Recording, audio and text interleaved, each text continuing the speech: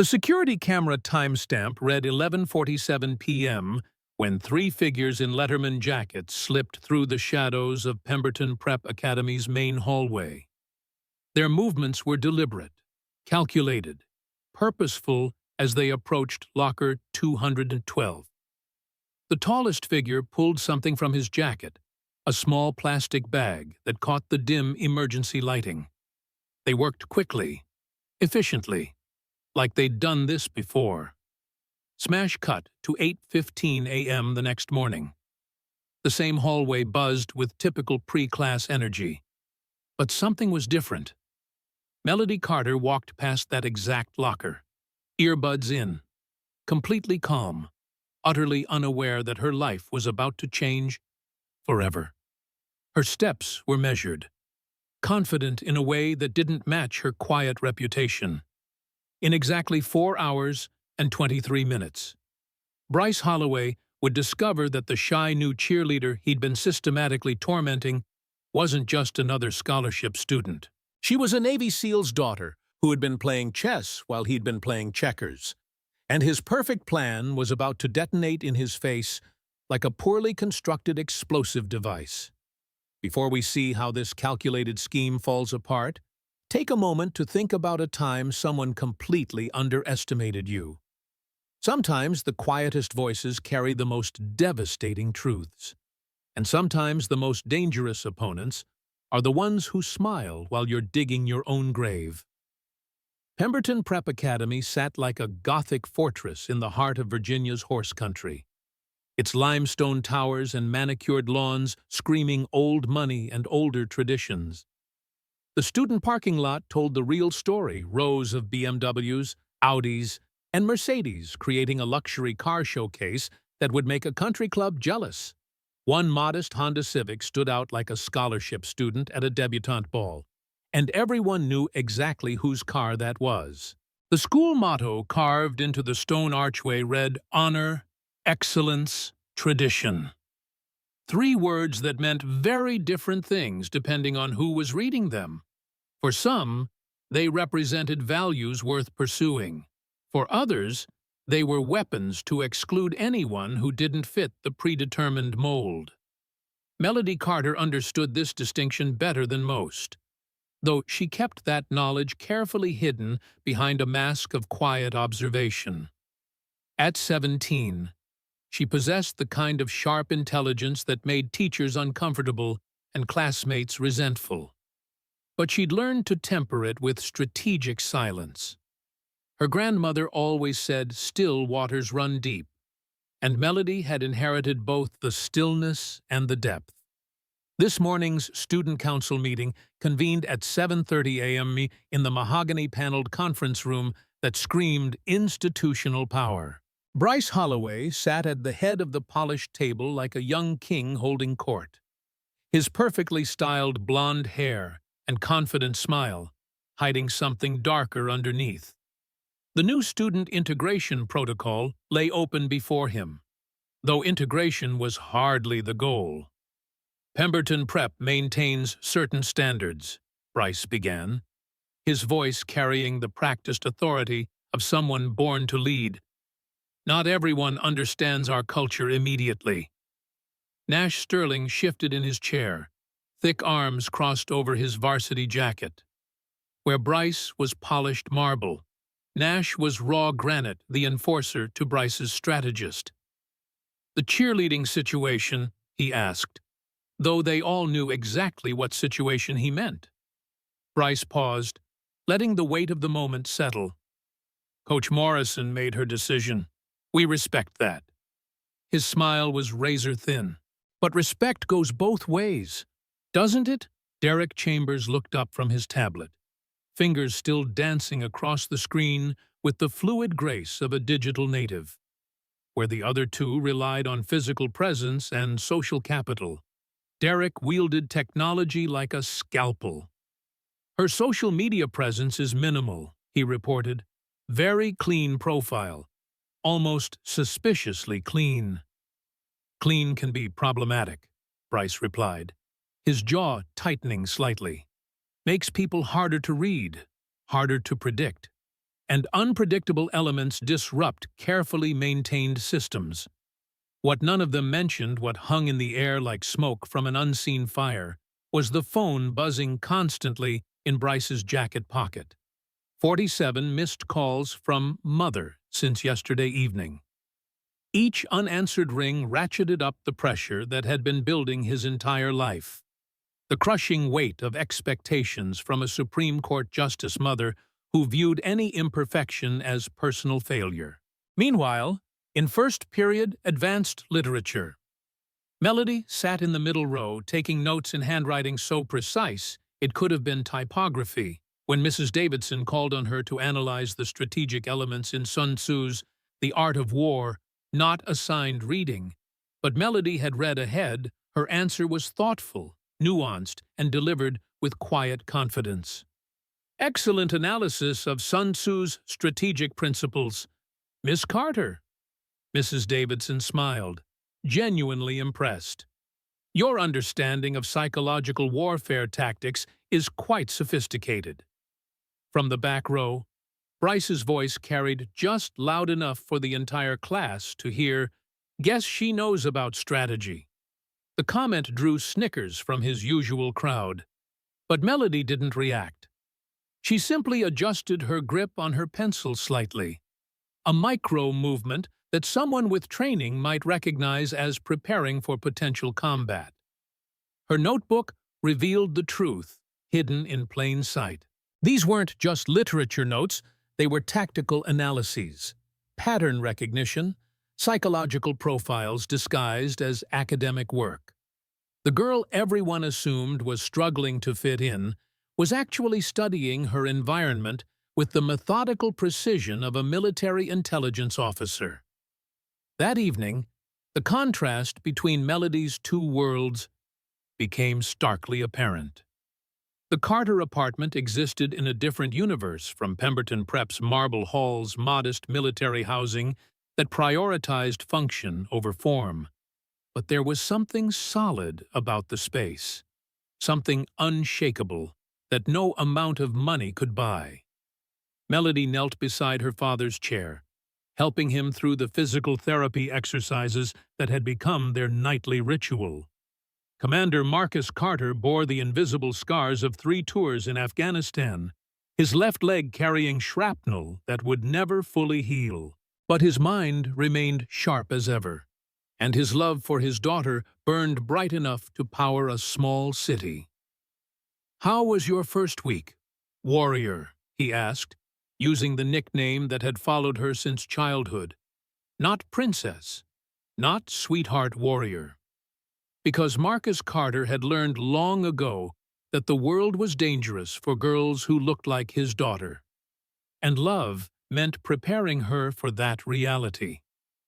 "Some people think I don't belong," Melody replied, her voice carrying no self-pity, just analytical observation. "What do you think?" "I think they don't understand what belonging actually means," she said, meeting his gaze directly. "They think it's about appearance, about money, about fitting into boxes someone else built. But real belonging comes from earning your place through excellence." Commander Carter's proud smile could have powered the entire apartment complex. "That's my girl. Remember what I taught you about battles? The best victories are won before anyone knows there's a war," Melody finished. The family motto that had guided her through countless challenges. "And the most dangerous opponents are the ones who let you think you're winning while they're 3 moves ahead," she completed, though neither of them realized how prophetic those words would prove to be. The next morning brought the first phase of what Derek Chambers privately called Operation Social Pressure. In his bedroom laboratory, 3 monitors, custom keyboard, and enough processing power to hack a small government, Derek created a network of anonymous accounts with the surgical precision of a cyber warfare specialist. The posts appeared innocuous at first glance, designed to seem like organic student sentiment rather than coordinated attack, new diversity hire on cheer squad, # Pemberton standards. Scholarship students taking spots from legacy families who've waited years. What happened to honoring tradition? Some changes aren't progress. Each post received exactly 23 likes within the first hour, purchased bot accounts that Derek had acquired using his parents' cryptocurrency. Though they were too busy building their tech empire to notice a few $1,000s disappearing into social media manipulation. The campaign was elegant in its subtlety, each message designed to plant seeds of resentment without crossing legal lines. Derek had studied psychological operations extensively, fascinated by how perception could be weaponized more effectively than any physical force. The first direct confrontation came after cheerleading practice, when the gymnasium's late afternoon sunlight created long shadows that seemed to stretch like reaching fingers. Melody had just nailed a complex routine that left even the veteran cheerleaders impressed. Her athletic precision suggesting years of physical training that went far beyond typical high school sports. Coach Morrison's approval was genuine and immediate. Outstanding work, Carter. You'll be in Formation 1 for homecoming. The words hung in the air like a declaration of war. Formation 1 meant center stage, meant visibility, meant legitimacy that certain people found deeply threatening. As other girls headed to the locker room, Melody gathered her gear with the methodical efficiency that had become second nature. She was aware of the three figures approaching before they spoke. Her peripheral vision trained to catalog potential threats, a skill her father had taught her disguised as games when she was younger. Impressive performance, Bryce said, his voice carrying the practiced charm that had won him every election since middle school. Very athletic. The word athletic carried undertones that made it sound like criticism rather than compliment. Thank you, Melody replied, her voice level, giving nothing away.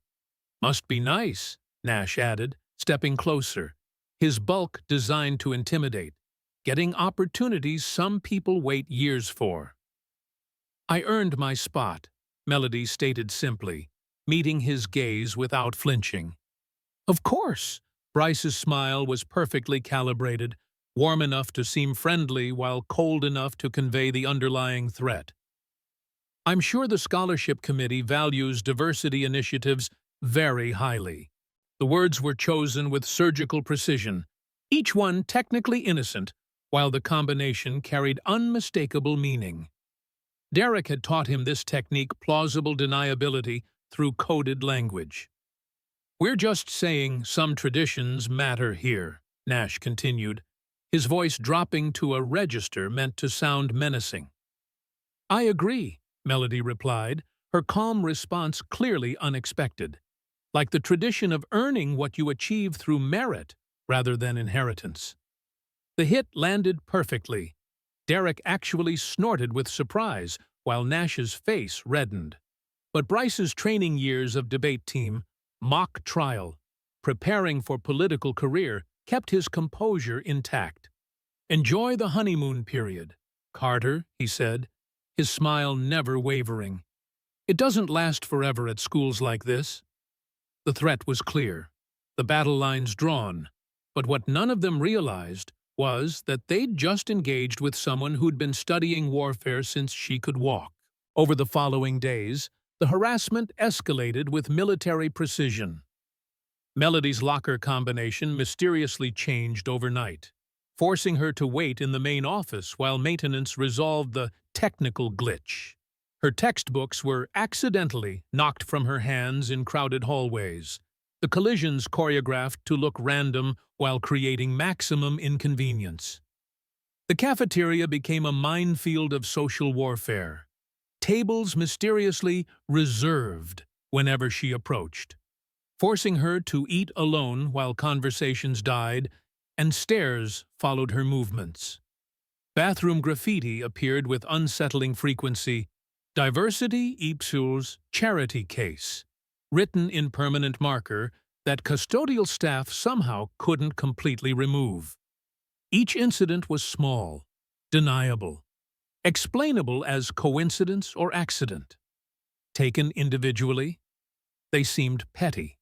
Collectively, they formed a pattern of psychological torture designed to make the victim question their own sanity. But Melody recognized the strategy immediately, having studied similar tactics in the military history books that lined her father's shelves. This wasn't random cruelty. This was coordinated psychological operations, executed with precision that suggested serious planning and resources. The revelation came during what should have been her moment of triumph.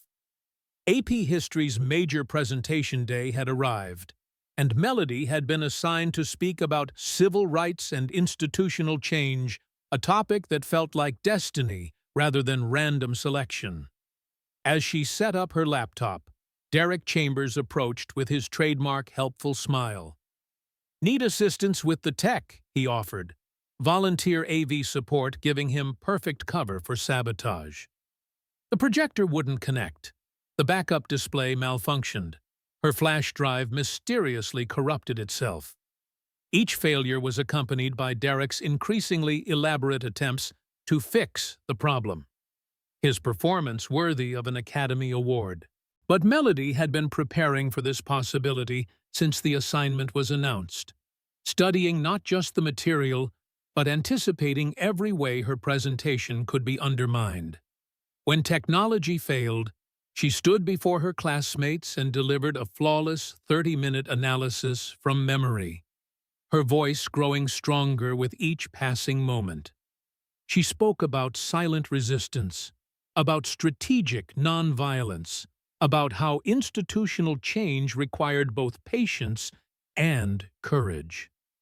Her words carried personal weight that transformed academic theory into lived experience, creating the kind of authentic moment that couldn't be manufactured or destroyed.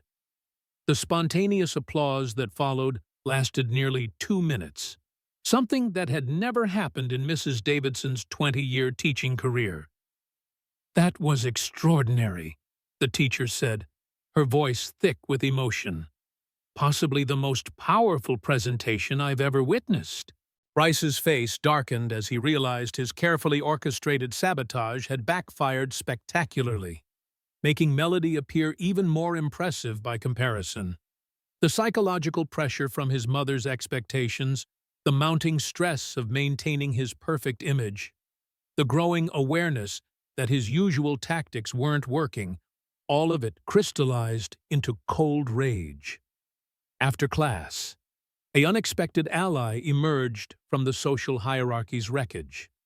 Autumn Hayes approached Melody with the cautious steps of someone who'd learned to expect betrayal. Her once confident bearing now tempered by hard experience. "That was incredible in there," Autumn said, genuine admiration replacing the artificial sweetness that had once defined her social interactions. "Thank you," Melody replied, studying the girl who'd been homecoming queen just 2 years earlier, before falling from grace with spectacular finality. "I know what they're doing to you," Autumn continued, glancing around to ensure they weren't overheard. "The social media campaign, the little sabotages, the coordinated isolation tactics. Why are you telling me this?" Autumn's laugh was bitter with recognition. "Because last year, I was you, top of my class, scholarship student despite appearances, thought I'd earned my place through merit. They destroyed me in 3 weeks." Her voice carried the weight of dreams systematically dismantled. "Academic probation after my grades mysteriously suffered. Lost my scholarship when my college recommendation letters were sabotaged. Had to move in with my grandmother when my family couldn't afford the tuition. What did you do wrong?" "I fought back alone," Autumn said, the words carrying hard-won wisdom. "You don't have to make that mistake." That evening, late enough that most students had gone home, Melody remained in the gymnasium for extra practice. The homecoming routine was complex, demanding the kind of precision that required solitary rehearsal. She moved through the choreography with fluid grace, her body remembering training that went far beyond cheerleading fundamentals. The lights went out without warning, emergency illumination casting eerie shadows that transformed familiar space into something ominous. Footsteps echoed from multiple directions, suggesting coordination rather than coincidence. Private practice session. Nash's voice carried easily across the empty space. Melody stopped mid-routine, every sense heightened, calculating distances and exit routes with automatic precision. "Just finishing up," she replied, her voice betraying none of the adrenaline flooding her system. "Shame about your presentation today," Derek said, emerging from the shadows like a digital ghost made flesh. All that preparation wasted on technical difficulties. They began circling her with predatory patience, 3 apex predators who'd never encountered prey that didn't cower or flee. But Melody simply stood her ground, centered, balanced, ready. "Though I have to admit," Bryce said, his voice carrying new edge that suggested dangerous escalation, "your impromptu performance was impressive. Quite the little actress, aren't you?" "Some people mistake preparation for performance," Melody replied, her calm response clearly infuriating them further. Bryce stepped closer, close enough that she could smell his expensive cologne, close enough to see the stress fractures in his perfect facade. "Here's the thing, Carter. Some people misunderstand persistence for belonging. They think because they're tolerated, they're accepted. And some people mistake intimidation for leadership," she countered, the words landing like physical blows. The air grew electric with tension, testosterone and adrenaline creating volatile chemistry. Nash's fists clenched, Derek's breathing quickened. Bryce's perfect control began fraying at the edges. "Careful," Bryce said, his voice dropping to something genuinely menacing. "You're a long way from home, and accidents happen in old buildings like this. Ancient infrastructure, poor lighting, so many opportunities for unfortunate incidents. Especially to people who don't watch where they're going," Nash added, taking another step forward. Just then, a security guard's flashlight swept across the windows, the beam cutting through darkness like divine intervention. The 3 boys melted into shadows with practiced ease, disappearing as quickly as they'd appeared. "Everything okay in here?" the guard called, his voice carrying the authority of someone paid to ask questions. "Just finished practice," Melody replied, though her hands were shaking slightly as she gathered her gear. But something fundamental had changed in that gymnasium. Lines had been crossed, threats had been made. The psychological warfare had escalated to promises of physical harm. And somewhere in the darkness, Melody Carter made a decision that would change everything. She walked home through streets lined with historic mansions, her mind racing through tactical possibilities her father had taught her to consider.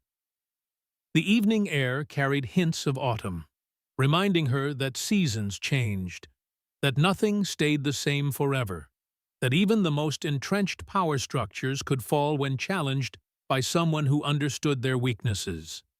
At home, she found Commander Marcus Carter in his study, surrounded by military manuals and strategic analyses that had guided his career through the world's most dangerous conflicts. When she recounted the gymnasium incident, his expression shifted from paternal concern to something much more dangerous. "They're escalating to physical intimidation," he said, his voice carrying the clinical assessment of a professional warrior. "Time for Phase 2. "Phase 2 of what?" Melody asked, though part of her already knew the answer. Her father stood and opened a closet that had remained locked throughout her childhood. Inside hung tactical gear, military awards, photographs with Navy SEAL teams, and equipment that suggested capabilities far beyond typical suburban father. "Your real education begins now," Commander Carter said, his eyes carrying the steel of someone who'd faced down enemies that made high school bullies look like playground nuisances. And in that moment, as autumn shadows lengthened outside their modest apartment, Melody Carter began to understand that the war she'd been fighting was about to become something entirely different. The quiet girl who'd been absorbing harassment with strategic patience was about to become the most dangerous opponent Pemberton Prep Academy had ever encountered. The transformation began at dawn, when most of Pemberton Prep's elite were still sleeping off their privileges. In the Carter apartment's converted basement, Melody learned that everything she thought she knew about self-defense was kindergarten preparation for a doctoral program in tactical warfare. "Forget every movie you've ever seen," Commander Carter began, circling his daughter with the patient intensity of someone who'd trained elite warriors for decades. "Real combat isn't choreography, it's physics, psychology, and split-second decision-making under maximum stress." The basement had been transformed into something between a dojo and a military training facility. Equipment that seemed excessive for suburban living suddenly making perfect sense. Heavy bags hung from reinforced ceiling beams, tactical mats covered every surface, and mirrors reflected back a father preparing his daughter for war. "Your advantages aren't strength or size," he continued, demonstrating techniques with fluid precision. "Their speed, intelligence, and the element of complete surprise. Most importantly, they think you're helpless. That assumption becomes their greatest vulnerability." For 3 hours every morning, Melody learned skills that would terrify her classmates if they knew they existed. Hand-to-hand combat techniques designed for larger opponents. Situational awareness drills that turned every environment into a tactical map.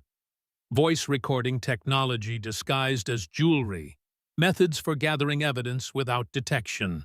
But the most valuable lesson wasn't physical.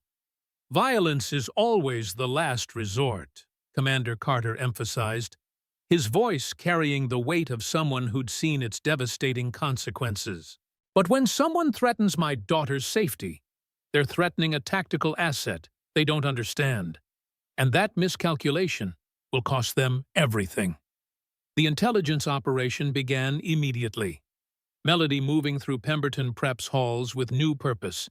She'd upgraded from victim to hunter, though her targets remained completely unaware of the shift. The tiny recording device hidden in her necklace captured conversations with crystalline clarity, while her trained observation skills cataloged behavioral patterns with military precision. During lunch, she positioned herself strategically, appearing to study while actually conducting surveillance on her tormentors. Derek and Nash's conversation at their usual table revealed more than they realized. "The gymnasium thing spooked her," Derek reported, fingers dancing across his phone screen. "Look at her social media activity down 80% since Tuesday." "Good," Nash replied, satisfaction evident in his voice. "Maybe she'll transfer before homecoming." "Bryce wants to accelerate the timeline," Derek continued, glancing around to ensure they weren't overheard. "Something public, something she can't recover from." "What's the plan?" "Pep rally, day before homecoming, in front of the entire school, parents, media coverage for the homecoming court announcement." Derek's smile was predatory. "Maximum humiliation, minimum legal exposure." Melody continued walking, but her expression had shifted from hunted to hunter. Every word was recorded, every detail noted, every weakness catalogued for future exploitation. That afternoon, she convened her first strategy meeting in the school library's Forgotten Archives section, where dust-covered yearbooks provided perfect cover for conspiracy. Autumn Hayes arrived first, followed by Skylar Reed, the sophomore photographer whose keen eye and access to media equipment made her invaluable. "I need to know everything," Melody began, spreading a detailed notebook across the table like a military briefing. Every student they've targeted, every method they use, every teacher who looks the other way, every parent who enables them. Autumn's information was encyclopedic, born from bitter experience. Bryce's mother visits monthly, always unannounced, always critical. He's terrified of disappointing her. Nash's scholarship depends on maintaining athletic eligibility, one academic probation, and he's finished. Derek's parents are never home. He craves attention and validation. Psychological profiles, Melody noted, her tactical training evident in how she organized information.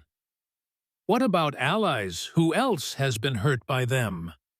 Skylar pulled out her camera, scrolling through months of candid photographs. I document everything for the school paper. Look at this pattern. She showed images of students before and after encounters with Bryce's group. The transformation from confidence to fear, unmistakable. Witnesses, Melody observed. Evidence, documentation of systematic harassment. This is dangerous, Autumn warned, though her voice carried excitement rather than fear. If they discover we're working together. They won't, Melody interrupted, her calm certainty unsettling. Because we're going to be better at this than they are. The week leading to homecoming became a masterclass in psychological warfare, though only one side understood the true nature of the battle.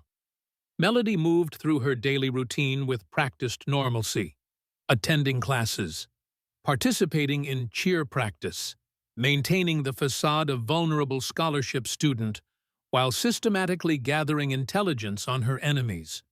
Her evening briefings with Commander Carter resembled military strategy sessions more than father-daughter conversations. Wall charts tracked behavioral patterns, recorded conversations revealed tactical weaknesses, psychological analyses identified pressure points that could be exploited.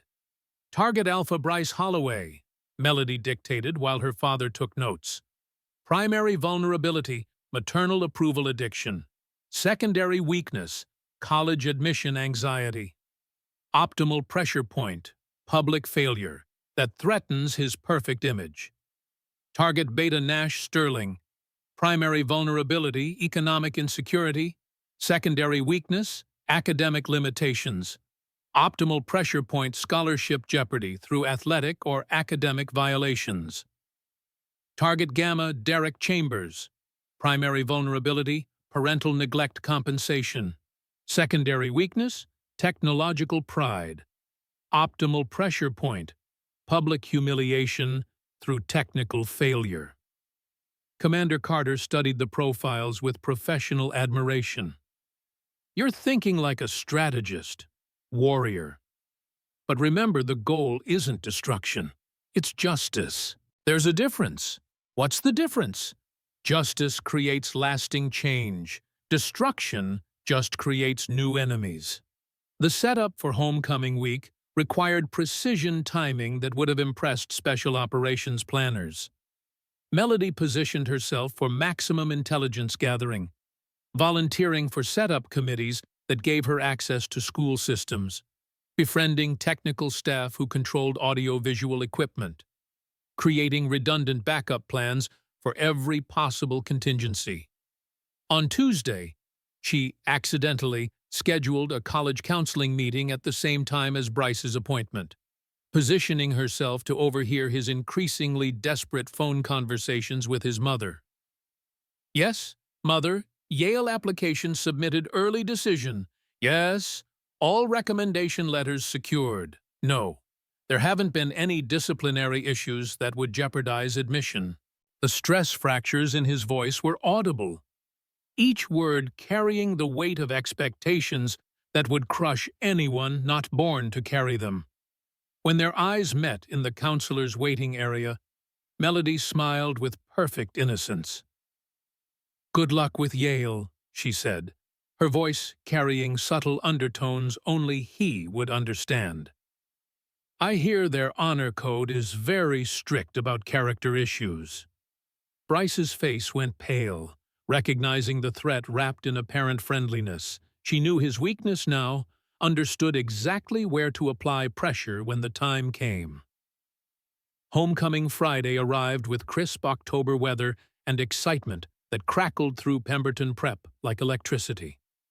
The morning pep rally would culminate with cheerleading performances and homecoming court announcements, broadcast live to parents and alumni who donated millions to maintain the school's prestigious reputation. The auditorium filled early, 800 students, faculty, parents, and local media representatives settling into seats for what they expected to be routine celebration. But Melody Carter had spent weeks ensuring this would be anything but routine. In the media booth, Skylar Reed tested equipment with professional thoroughness, her photographer's eye ensuring optimal angles for documentation. Scattered throughout the audience, Autumn Hayes had quietly positioned students with phones ready to record, creating redundant coverage that would make suppression impossible. The trap was set with surgical precision, every variable accounted for, every escape route blocked. Bryce took the podium at exactly 10:30 a.m., his student body president smile radiating confidence that would last exactly 18 more minutes. Today we celebrate Pemberton excellence, tradition, and the values that make us who we are, he announced, his voice carrying across the packed auditorium. In the wings, Melody adjusted her cheerleading uniform and checked the micro-transmitter hidden in her hair ribbon. Phase 1 would begin during her solo routine, when attention was focused entirely on her performance and the auditorium's sound system could be seamlessly compromised. The cheerleading performance opened flawlessly, complex choreography executed with precision that impressed even critics. When Melody stepped forward for her featured solo, every eye in the auditorium focused on her athletic grace and powerful presence. But Derek Chambers had prepared his own surprise, activating what he believed was the perfect sabotage. As Melody began her routine, the sound system cut out abruptly, replaced by pre-recorded audio designed to humiliate her publicly. Instead of embarrassing sounds, however, the speakers filled with Derek's own voice, crystal clear and undeniably authentic, public humiliation during the pep rally, something she can't recover from. Same playbook we used on the others make them feel crazy, isolated, like they're imagining everything. The auditorium went silent, 800 people processing what they'd just heard. Derek's face went white as he recognized his own words, broadcast with perfect clarity to parents, teachers, and local news cameras. But Melody wasn't finished. Taking the microphone with steady hands, she addressed the stunned crowd with composure that suggested careful preparation rather than improvisation. "I think everyone deserves to hear the rest," she said, her voice carrying easily through the sound system Derek no longer controlled. Skylar activated the video projection system, security footage appearing on screens throughout the auditorium. Time-stamped evidence showed the three boys planting items in lockers, Nash deliberately tripping students, Derek vandalizing computer systems, all of them cornering Melody in the gymnasium with unmistakable threatening intent. Each piece of evidence was dated, time-stamped, undeniable. "Stop this immediately," Principal Whitman demanded, rising from his seat with panic evident in his voice. "Principal Whitman," Melody replied, her calm professionalism contrasting sharply with the chaos erupting around her. "Don't you think students and parents deserve to know about systematic harassment happening under your supervision?" More recordings played, capturing conversations that revealed the scope of their operations. Bryce's voice discussing maintaining order through intimidation. Nash bragging about making students quit teams. Derek detailing social media manipulation campaigns designed to destroy reputations. The evidence was comprehensive, methodical, devastating. Derek's panic made him clumsy, his rush toward the control booth resulting in spectacular collision with equipment that sent feedback screeching through speakers. Nash turned to Bryce with desperate eyes, seeking leadership from someone whose own world was disintegrating in real time. "Do something," Nash pleaded. "Fix this." But Bryce stood frozen at the podium, perfect control finally cracking under pressure that had been building since childhood. The weight of his mother's expectations, the terror of losing his Yale admission, the complete destruction of his carefully maintained image, all of it converged into psychological breakdown that 800 witnesses would remember forever. "Stop recording," he screamed, his voice breaking with hysteria. "You don't understand the pressure. She expects perfection. Yale is everything. I had to maintain order, had to keep standards." His desperate confession was captured by dozens of phones, broadcast live to parents who had donated millions believing their children received character education along with academic excellence. The auditorium doors opened with dramatic timing, Commander Marcus Carter entering in full military dress uniform. His bearing commanded instant attention, medals and ribbons testifying to heroism that dwarfed any high school achievement. The crowd recognized authority when they saw it, conversations dying as he walked toward the stage.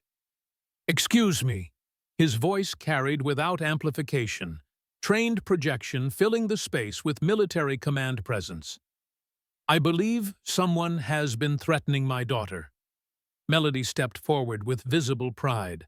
"Everyone, I'd like you to meet my father, Commander Marcus Carter, Navy SEAL, 3 tours of duty, Congressional Medal of Honor recipient, and someone who taught me that real strength protects others instead of exploiting them." The silence was absolute, broken only by cameras clicking as media representatives realized they were witnessing something historic. Principal Whitman approached with bureaucratic desperation. "Commander Carter, I assure you will investigate these allegations thoroughly." "Sir," Commander Carter interrupted, his tone respectful but implacable. "Investigation phase is complete. My daughter conducted a thorough intelligence operation over several weeks. Evidence has been forwarded to the school board, local police, and FBI Civil Rights Division." He handed over a thick folder containing months of documentation, each piece organized with military precision. "Federal crimes require federal response," he continued, meeting Bryce's terrified gaze directly.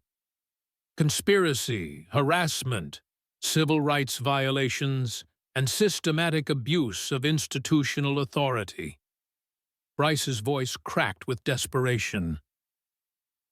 "You can't! My mother is a Supreme Court justice. Then she'll understand the importance of justice being served regardless of family connections," Commander Carter replied, his words carrying finality that echoed through the stunned auditorium. Security escorted the 3 boys away as cameras documented their removal, their confident swagger replaced by stunned disbelief that their untouchable status had evaporated in less than 30 minutes.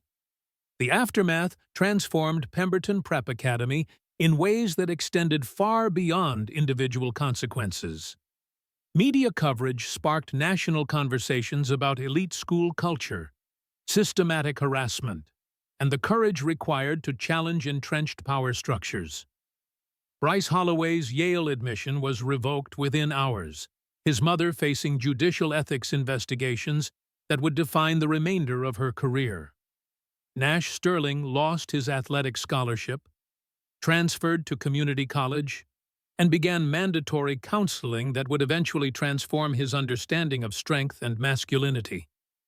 Derek Chambers faced suspension and criminal charges, his technological skills redirected toward social justice applications under court supervision. His parents, finally forced to pay attention, discovered their son's desperate need for connection had manifested as digital cruelty. Principal Whitman was replaced by Dr. Sarah Kim, whose first initiative was implementing comprehensive anti-bullying policies with anonymous reporting systems and mandatory intervention training for all staff members. But the most significant changes occurred in hearts and minds throughout the school community. Students who had suffered in silence found their voices. Teachers who had looked away began paying attention. Parents who had enabled bad behavior started demanding accountability. 6 months later, Melody Carter stood in that same hallway where everything began, now wearing the confident bearing of someone who had faced her worst fears and emerged victorious. A nervous new student approached, clearly struggling with first-day anxiety that Melody recognized from painful experience. "First day?" Melody asked gently, remembering her own overwhelming introduction to Peton Prep's intimidating atmosphere. "Actually, yes," the student replied, relieved to encounter friendliness instead of judgment.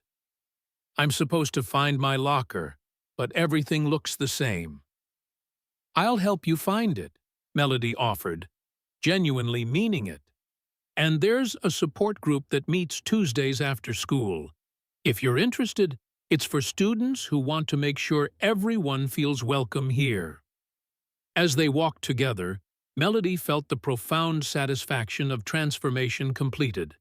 The girl who had once absorbed harassment with strategic patience had become someone who ensured others would never face similar cruelty alone. The quiet student who had been targeted for her differences had proven that sometimes the most dangerous opponents are the ones who smile while gathering evidence, who remain calm while others reveal their weaknesses, who understand that the best victories create lasting change rather than temporary satisfaction. Behind them, carved in stone, the school motto still read "Honor, Excellence, Tradition." But these words now carried new meaning, redefined by someone who had demonstrated that true honor protects the vulnerable. Excellence includes everyone, and the best traditions are the ones worth changing when they cause harm. Sometimes the quietest voices carry the most powerful truths, and sometimes justice arrives not with dramatic confrontation, but with methodical preparation, strategic patience, and the courage to document everything until the moment comes to let the evidence speak for itself. In the end, Melody Carter had done more than defeat her tormentors. She had transformed an entire institution, proven that systematic change was possible, and created a legacy that would protect countless students who would never know her name but would benefit from her courage forever. Have you ever been underestimated by someone who should have known better? Share your story below, because every voice matters. Every experience creates change. And sometimes the most important battles are won by those who were never supposed to fight back.